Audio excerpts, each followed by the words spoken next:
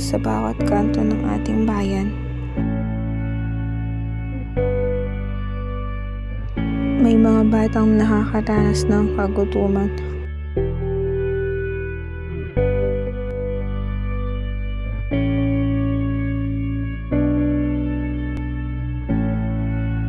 May pamilyang hindi sapat ang pagkain sa hapag.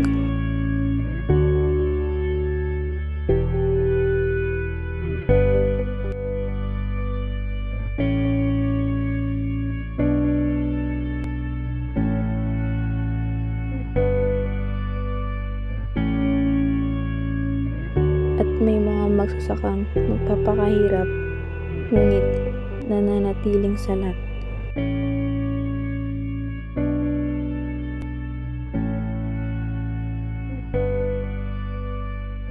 Sa kabila ng pag-unlad ng teknolohiya at kaalaman, milyon-milyong Pilipino pa rin ang nagugutom.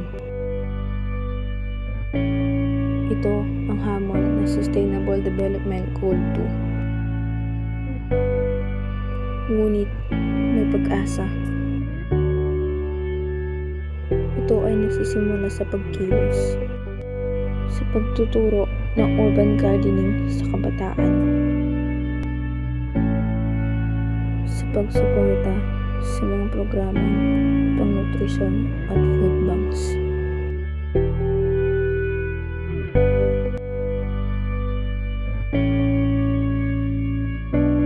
Ang bawat tanim ay pag-asa. Ang bawat hapunan ay karapatang pantao.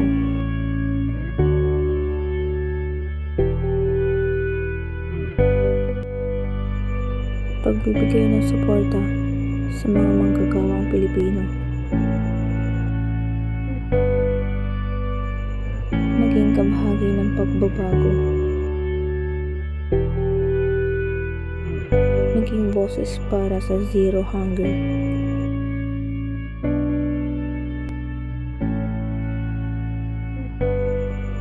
Kumilos.